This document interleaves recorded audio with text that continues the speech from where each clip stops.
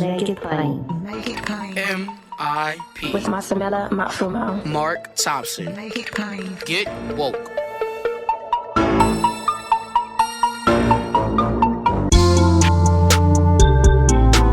God bless you. Get woke. Folks, MIP is now COVID-free, meaning free to all subscribers as we navigate this pandemic. We're thinking about everyone, and we've got to get through this together. So for a limited time, no fee to subscribe to Make It Plain on your favorite podcast app.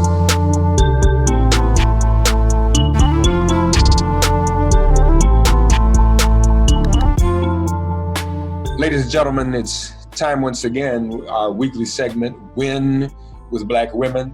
That's after all what's been happening, what obviously is going to continue to happen, and why we need to listen to Black women. My very special guest today represents the 63rd House District in the Old Dominion of Virginia. That includes the city of Petersburg, Dinwiddie County, parts of Chesterfield County.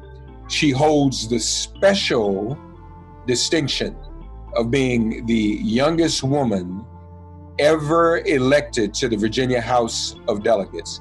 And she's been working hard during the special session dealing with criminal justice reform, of course, and COVID-19. Very happy to have with us a delegate with the beautiful name, Lashrecse Aird is with us. How was that? That was wonderful. How are you? Having me. Thank you for being here. How are you, and how are things in your area of Virginia? Well, today is a beautiful day, but as you mentioned, we are right in the middle of special session here, which means we are not any different from many other states around the country trying to find relief from this pandemic that has really taken over the lives of so many, but also complicated by the social unrest. I am about 30 minutes south of Richmond and about an hour and 30 from Charlottesville, and we have seen, a number of protests and folks who are just pretty fed up with the challenges that we have here in our country and even here in the Commonwealth. Speaking of that area in Charlottesville, I'm sure you were quite comforted when the president said on the debate the other night for everybody to stand by, right? I cannot use comforted as the word in which I felt. I cannot associate myself with that word. Of course. I mean, it was alarming to think that I'm sitting here with my 12-year-old son watching the debate because we're trying to instill awareness and civic responsibility, as many parents are, and to have to explain what the president did and how that impacts his life as a young man. It's a Black woman's worst nightmare. So not comforted by any means. What are there lingering effects in your state from Charlottesville and all that happened? Absolutely. So many people don't even need to turn on the news or think about national incidents because there is so much trauma here in the Commonwealth. We have suffered, if you ask me, I think quite frankly, we are the root cause of a lot of the racism and discrimination that we see in this country. The Commonwealth, unfortunately, has that distinction. And so we do have lingering emotion when we see the unrest in other places, but we have not completely resolved the challenges that have been in existence here for many, many decades. And so I think anything that happens on top of the existing foundation that is cracked here, it just compounds the emotion that exists. That's a powerful statement to talk about your state's responsibility.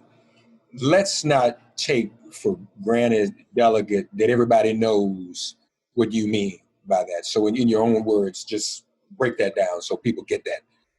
Sure. I personally believe that the Commonwealth of Virginia is the birthplace of slavery. When you think back in history to the first arrival of enslaved people, it was to our shores. When you think about the home of where the fights occurred to keep slavery going, I strongly believe that in the Commonwealth, that is deep within our soil. And we have yet to fully reconcile that history. We have yet to fully prepare. We're going through the process right now of trying to take laws, antiquated laws off the books that reveal the discrimination that was so deeply rooted here. And so, yeah, we have a lot of work to do, but absolutely Virginia really spread the disease of racism throughout our country. No, that's a profound statement. And hearing you say that, as I'm sure is the case with you, there's something, well, let's face it, there's voter suppression going on in the form of disinformation. And I engage young people every day. I don't want to vote. Voting doesn't make a difference. That's not going to do anything. And I was talking to a young person yesterday, and an elder was on the phone with me. And they were saying to the young person, well, when you feel like you don't want to do anything, then you need to go read about Fannie Lou Hamer, because you ain't been through nothing compared to that. So let me ask you this. Citing the history you cited, you still felt the calling to participate in the political process. Reconcile that for those who may not get that, because I think that's very important. For me, it's deeply personal. My story is one where my mother had me at 16. We struggled for most of my adolescence. And even with her working really hard, working 2 jobs, going back to school, and trying to really pick up the pieces of our life, we experienced significant hardship, homelessness, having utilities shut off, not having access to food. And not once did I ever see a politician or an elected official really show they cared about what we were experiencing. And not once did I hear policies that I thought would help our situation. And so when the opportunity presented itself for me to take my lived experience and get it to the table, to the people who are making decisions that impact so many people's everyday life, I felt an obligation to do that.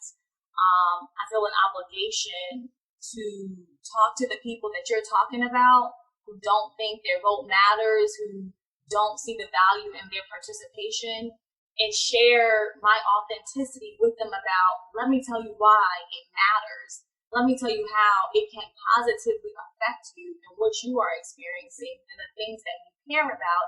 And I really try to make it about them, because that's part of the problem. They don't think that this process or the decisions that are being made are about them. And so you have to personalize it. Yeah. Kamala Harris has been chosen as the vice presidential nominee. Does, in your view, that make a difference in terms of us having real representation when it comes to electeds? Absolutely, for a few reasons. I think back to when Stacey Abrams ran, and I think back to all of the women that were present in the primary. And there is this continuous uncertainty, doubts about whether women, number one, and then particularly women of color, have the ability to do these types of jobs, and especially rise to the position of something like the highest office of elected office in our country. And I really believe that until the people who control the levers of power see it, they will continuously not believe it. They will continuously doubt. And I saw that messaging play out over and over again, no matter what woman it was. And it is simply time to eliminate that flawed thinking. So when I think about that messaging really continuing to be put out there, I think more than ever that it's time for a Black woman to be in the highest office, and for now, in the position of the vice presidency. Furthermore, I will say that when I think about her professional experience and her lived experience and the needs that exist right now in this country, she has done everything right.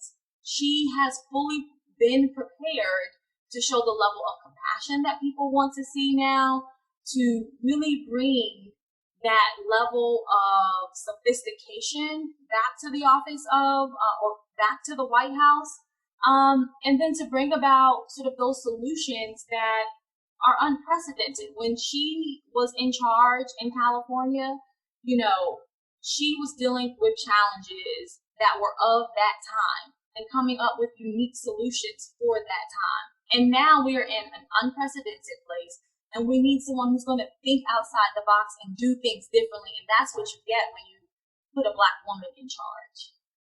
Speaking of the unique solutions and during her time, even in California, do you think the scrutiny of her prosecutorial record has been fair, or has that itself even had a tinge of sexism and misogyny? I do believe that the scrutiny has been unfair, but it was convenient, right? You have this qualified, powerful, ambitious woman, and you have to think, what can you use against her? It was convenient to use her record against her because many people don't understand the criminal justice system. Many people right now will say, well, I didn't like that she did that, but they can't tell you what it was that she did or that decision that she made. And when the messaging started against her record and you hammer away at it and cause confusion, it's really difficult to undo that without being able to touch as many people as the doubt was being cast further in the minds of folks around her record. So I think it was convenient for them to do that. And especially because there is such distrust in our political system. There is such distrust among politicians. When you look at any data set around another reason why people don't want to vote, it's because they don't trust politicians. And so it doesn't take that much to cast doubt on a politician. And it was easy to take her record, which is something that is very emotional and targeted, especially for the Black community, and sow further distrust into who she was and what she's done in her career. Yeah, since you said people could name that thing they had a problem with, someone did a study after 2016 and found that people said, well, I don't like Hillary Clinton. But then when they would ask them, what is it you don't like? I don't know. It's just something about her. And they found when the people who said that were the ones that were the most disinformed and propagandized. And so people were saying things, they were doing the whole disinformation thing about Kamala Harris. And I asked, well, what is it exactly that you have a problem with? Well, I don't know. I'm like, no, that doesn't work for me. You got to. That's exactly right. And with such conviction and passion, right? I don't like that she did that. And I think back to, the other approach I take with people who, they're clearly Democrats, but feel as though, I don't know who I want to support because I got this problem with Joe Biden and I have this issue with Kamala. But guess what? There's two important things to remember. Number one, this relationship with voting is not supposed to be transactional. You're not supposed to just cast your vote and then leave it for them to do. There's a level of accountability that is involved in this process. And do you think you're going to get a chance to hold this current president accountable? No. So you could put someone in office that is more closely aligned with the things that matter to you and have a chance at holding them accountable. And the second piece is, guess how many other people are going to be on your ballot? yes, the presidential elections are critical, but for those things that can actually touch you and impact you, there are so many other people that are going to be on your ballot that you really need to be voting for. Look what we got going on in Kentucky.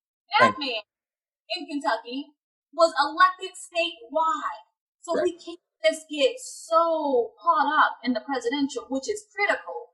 But we have to also remind folks that there's other folks down your ballot that have an impact that is equally impactful on you. Yeah, no, I think that's a good point, because, and you read my mind, because part of the debate, well, you know, anybody who's a prosecutor or a former prosecutor is problematic. And I said, well, I missed something, because part of our struggle was to get people who look like us in law enforcement. You don't need all white folk prosecuting us. And then Kentucky crystallizes it even more, because it shows that this is someone who is in an elected position. We all mad about Breonna Taylor, but are we discussing? I've yet to hear a social media campaign to vote him out of office. Absolutely. So, but we have to think on that level. But you know what part of the problem is? What's and that? I feel so strongly about this. We are constantly trying to convince people to vote that we can't even get to step 2 and step 3 to talk about not falling for the okie doke, like voting for somebody like him. Right. The longer we have to continue to, and it's important, I get it. But as a people, when do we get past step 1 of having to try and convince you that you need to vote? Like, we need to wrap that up. Like, that's a given, right? Right. We move on to the second part of this and learning to work these systems of power to our benefit. Yeah. No, you're absolutely right. I would agree. No, those are good points. Speaking of criminal justice reform, tell us what you're doing in Virginia and how you're trying to tackle that. So we're in the fight of our lives here in Virginia, trying to pass some of these police reforms. I'm proud to be carrying the full prohibition on no-knock warrants, also known as Breonna's Law. And it has been, just a true fight to get people to understand the right you should have to be made aware before law enforcement enters your home. And I don't know why it has been surprising, but even with the tragedy that we saw with Breonna Taylor, not enough people get it. I am still having to convince individuals of how dangerous this law is, not just now, but the history of it is that it's always been controversial. It has never been a well-accepted, strategy for law enforcement. And so I'm proud that it has advanced. We are in the final leg of this race. It should go up for a vote here in the next week and really take the journey to the governor's office. But it has been a journey to fully get people to understand. The governor committed to signing? The governor is committed to signing. Congratulations. That's great news. And that's exactly what we need. How I see you're also dealing with the COVID issues. What's in place there? How is that happening? First of all, how are Virginia's numbers these days? So Virginia's numbers have come to a really steady place. We are really in the phases of in our larger cities dealing with community spread, but not at the rate in which we saw during the spring. And to be quite honest, even with slowing numbers, the damage has not subsided. We are still seeing people filing for unemployment at unprecedented rates, folks facing eviction, especially in our community, the Black and brown communities, at unprecedented rates. And we are still seeing a disproportionate number of Black and brown people dying at a rate higher than others from this virus. So some of the things that we're doing this special session, a lot of it has to do primarily with education. Our students are still in a virtual environment for much of Virginia. And you have two things that are happening. You have the limited access to broadband, but then in urban communities, you just have families that can't afford the internet. And so we are working to make sure that funding is being allocated to assist with that. In addition, one of the things I'm proud of is legislation that I put forward to set up emergency debt repayment plans for utilities, such as gas, water, electric, all of your utilities so that the companies that are not working with you, they will be forced to do so, and to do it in a way that spans between now and the next 2 years, because we found that many of them were only offering 6 to 9 months. And Good. if you're talking about sort of a payment that's affordable and sustainable, you need that extra time. So that will be in our budget. And then just plain out financial relief for people who are facing eviction. You're getting rental assistance, straight cash to help assist with you staying in your home. And then also for people who are frontline workers or central employees, additional financial resources there as well. Oh, that's good and absolutely necessary. Folks, again, though, that's the point. And we talk about the White House, but there are people up and down the ballot. So you need elected officials like Lashrecse Aird in Virginia, a delegate, right? That's important. So folks around talking, I don't want to vote. Can't do it. Honestly, I've decided with 30 days out or whatever, I'm finished. Anybody who don't get it by now, I don't have time to argue with them because I got to get this thing moving. Don't worry, I got you covered. I'm still working it. I got you covered. I'm not arguing with them no more. I just can't do it. But in terms of the ticket, Virginia will be blue again? Is that it? Virginia will be blue. Virginia will be blue. It's almost like you don't want to say that because then people get really comfortable and thinking, oh, we're in a good place. Right. The truth of the matter is we'll be blue, but I still need folks to show up to make sure we're blue. I saw the pictures, I guess a week or two ago from the early voting, and it looked like the first day of voting in South Africa. It was amazing. Yeah. Amazing. And so in the 2020 session, when we first became a blue state, legislature, we passed a number of voting reforms. And this is the proof that it works. Right. And largely, when you do these things, folks do show up. And so we remove, having to have an excuse. We remove, we created early in-person. Just a number of reforms that were not there before. And that was such validation that these voting reforms worked. So it was amazing to see. So, full disclosure, I had a small hand in that legislature turning blue. Tell me about it. So, about a year ago, a good friend of mine, the largest union up here in New York and in the country is 1199. So the head of 1199, George Gresham, went down to his hometown in Urbana, Virginia, and held a concert with the Isley Brothers. Oh, wow. And I emceed the concert. And we got the vote out. Yeah, we got the vote out. It was unbelievable. Thousands of people. A huge, I've never seen anything like that in my life. So I was so proud of that. Plus, being able to introduce the Isley Brothers. I'll never be the same. Yeah. I told the crowd, most of us probably wouldn't be here if it weren't for the Isley Brothers. Absolutely. They brought our folks together. So.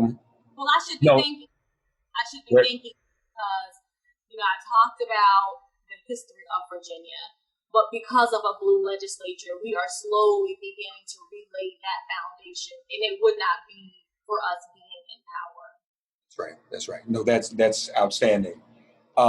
With Kamala being on the ticket, lastly, do you feel that the party finally is acknowledging the power and the loyalty of Black women? That's a great question. And I have a lot of emotion around this question because I've been active in the party probably since I was in college. And, the one thing that I think about is for over 400 years, Black women have been invested in this country.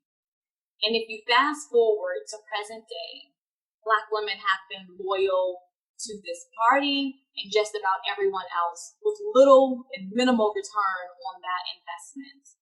And I really feel like it's not a matter of the party finally realizing the value of Black women, but they don't have a choice because we are here and we are rising on our own. But furthermore, there could not be a party in the current form that it's in without Black women. That's right. Every major Democratic election that has been won has been the result of Black women leading the way. And so whether they believe it or not, it's null and void. We deserve to be more than just the backbone of the party, but more so the leaders of this party.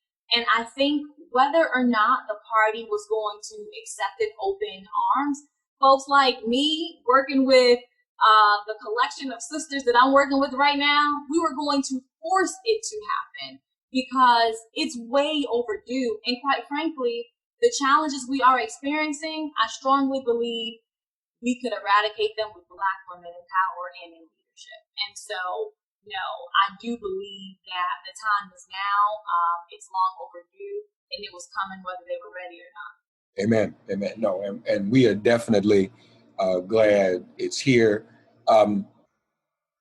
You think Biden should do any more debates with that? No. I have never seen. I don't know what kind of programming this is, so I'll keep it clean. But this but if you want to break it down, sister. It was a complete dumpster fire, right? I never imagined that for the office of the presidency, you would see such a debacle. And quite frankly, Biden is above it. The people who tuned in, I can tell you that if they were unsure about who they were going to support, they didn't leave that debate with any clarity. So what are we doing this for? Yeah. Why are we allowing him in the White House to put on a show to further chaos at our expense? Yeah. No, we can find a medium to talk to our voters and to get our message out without stooping to that level. Indeed. Virginia keeps coming up blue. That's unprecedented. It used to go back and forth, but you all have locked it down. That's great. So when's the next gubernatorial election? The next gubernatorial is 2021. So we're headed into the gubernatorial right now, and it's spicy in Virginia. Real spicy. Are you up again for your seat in 2021?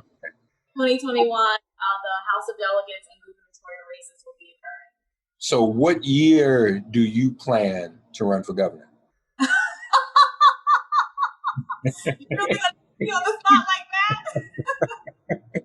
They didn't tell you about me. That's what I do. I'm going to have to be a little careful with you. I will say, I feel strongly that if it's God's will, it will be. But for now, my priority is on trying to get my constituents through this current crisis we are experiencing. And I'm one of those people where I'm young enough that I feel like if I can't do a good job in the office that I'm in, I don't need to be in this job. I don't need to be in elected office. Mm-hmm. And I also feel like this is only one avenue to do good. Absolutely. I think that oftentimes elected officials get in these positions and it defines them. This office is just the current opportunity for me to do the work of the people, but there are so many other directions and roads I can take to continue to do good work. And so I'm not married to the job. I am committed to it. While I am in it, I'm going to do my best to uplift the people. But the truth of the matter is, it's one election at a time. Yeah, amen. Well, that's fine. And folks, what I hope you just heard was one of the soundest arguments to vote for people just like Delegate Lashrecse Aird because of what she just said, and the way she wants to serve and represent people. No, I'm just asking because we win with Black women. You're a Black woman, so you're doing it. So just keep us posted on that, okay? Thank you. I appreciate that. For now, we are going to go and elect the baddest Black woman in the land right now, which is Kamala Harris. Absolutely. Well, thank you for what you did to contribute to that historical moment, because it was going another way. And if you all hadn't spoken up and said, no, we're not playing with this, wouldn't have happened. And there's no telling where we'd be right now. So very, very important. So nice to meet you. Thank you for all you do. Any way we can be supportive of the work you're doing, just let us know, okay? I appreciate that, and you do well to give us this opportunity. The Win with Black Women Coalition will be fighting until the very end, and so just thank you for amplifying our voices and our work. Absolutely. Always must do that. Delegate Lashrecse Aird, folks, from Virginia. Thank you, Delegate. Thank you. You take care. God, you are our refuge. Send our ancestors to guard our doors. Cast out this virus from our communities and our bodies. Heal, bless, and protect everyone listening and their loved ones. Thank you for listening to Make It Plain and Get Woke. Remember to listen, like, and subscribe on Apple Podcasts, Spotify, and wherever you get your podcasts. If all minds are clear, it has been made plain.